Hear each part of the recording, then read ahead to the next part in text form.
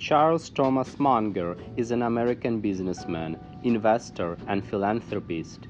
He is a vice chairman of Berkshire Hathaway, the conglomerate controlled by Warren Buffett, famous billionaire and investor. Buffett has described Munger as his closest partner and right-hand man. Munger served as chairman of Vesca Financial Corporation from 1984 through 2011. He is also chairman of the Daily Journal Corporation, based in Los Angeles, California, and a director of Costco Wholesale Corporation. Charlie Munger's investment tips, business philosophy, and rules for living are profound, applicable, and invaluable for those who seek to invest wisely and live well. Stay away from investing in business you don't understand. At the height of the bull market bubble in technology stocks in the late 1990s, many very brilliant people were seduced into investing in internet stocks.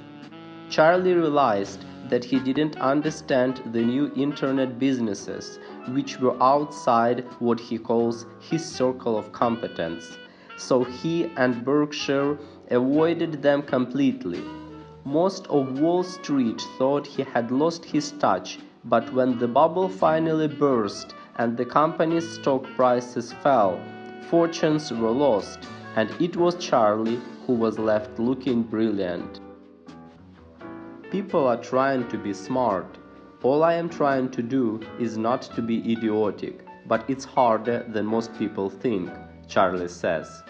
Charlie's investment philosophy is predicated on the theory that a short-sighted stock market will sometimes underprice a company's shares relative to the long-term economic value of the company.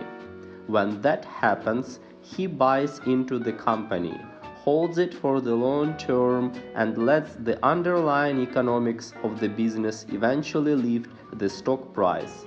The only thing he has to be careful about is not doing something stupid, which in his case are mostly errors of omission, such as not acting when he sees a good investment or buying too little of it when the opportunity presents itself, which is actually harder to do than one might think. Charlie experienced this with the home mortgage lender Freddie Mac.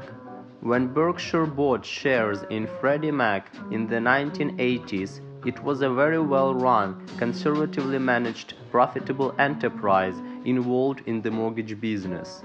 As time went on, Freddie's management branched out into a new line of business in which they were using their quasi-governmental status to aggressively borrow short-term money and then lend it out long-term. The same financial equation that eventually put Lehman Brothers into bankruptcy. Seeing the dramatic increase in risk and the change in the attitude of Freddie Mac's management, Berkshire sold its much-loved investment at a profit in 1999. By 2008, Freddie Mac was in receivership, a kind of bankruptcy. The old management had been fired, and the stock was worth a tiny fraction of what it had been when Berkshire sold its shares. Charlie knows when to hold them, knows when to fold them, and knows when to walk away. The best time to buy is when there is a stock market panic and investors are fleeing any and all investments, even the ones with great long-term economics working in their favor. It's your time to buy. The best time to sell, when everyone is overconfident. From financial analytics and advisors to fellow people around you, when they are sure in the bullish market and buy a lot, this is your time to sell. Charlie discovered that if we invest in companies that have great economics working in their favor at a reasonable price, we can bring the number of companies we own down to 10 or fewer and still be protected against an unexpected business failure and have good growth of our portfolio over a 10 to 20-year period. As the saying goes, too much diversification and we end up with a zoo. It's much easier to keep a sharp eye on your basket if there are only 10 eggs in it. Charlie thinks that cash is key.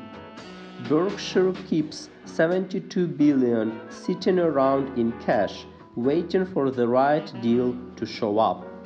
Most investors cannot imagine that sitting on a large pool of cash year after year, waiting for the right investment could possibly be a winning investment strategy, let alone one that would make them super rich.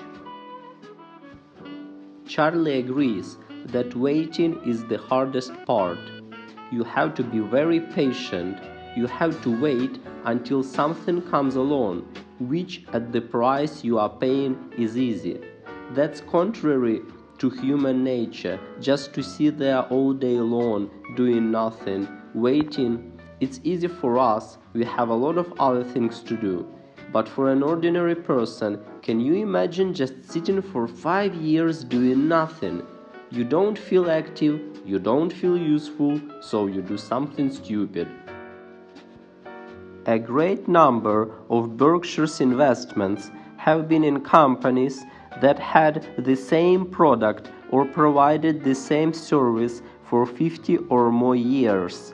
In fact, most of the wonderful businesses that Charlie Munger and Warren Buffett own, such as the Coca-Cola Company, Wells Fargo Bank, American Express, Wrigley's Gum, and Kraft Foods, they have been selling the same product or service for more than 100 years. When it comes to the truly great businesses, time is almost always on the investor's side. A great business at a fair price is superior to a fair business at a great price. If you buy something because it's undervalued, then you have to think about selling it when it approaches your calculation of its intrinsic value.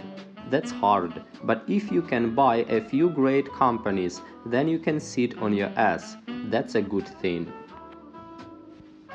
Charlie recalls a Nebraska Furniture Mart's founder who, in response to a question about having a business plan, replied in her thick Russian accent, "Yeah, sell cheap and tell the truth." She was a business genius. Career advice from Charlie is always a gift. Why don't we sell things we would never buy? Because every book ever written on selling says that if we don't like, understand, or believe in a product, we are going to be a disaster when we try to sell it. Great salespeople believe in their products. That is one of the secrets of their success. Why don't we work for people we don't respect? Because they have nothing to teach us and cannot help us advance our intellect and life. Why shouldn't we work with people we don't enjoy? Because work is our life, and one of the measures of living a rich life is enjoying what we do and what we spend time with. If we are miserable at work, even if we are making millions, it is a poorly lived life. In marriage, you shouldn't look for someone with good looks and character. You look for someone with low expectations. Unless you want to spend your life living with someone who is never happy, a low expectation spouse is probably the way to go. However, the opposite is true in business. If you have low expectations for an employee or a management team, they will never rise to the occasion or learn to excel at their craft or profession.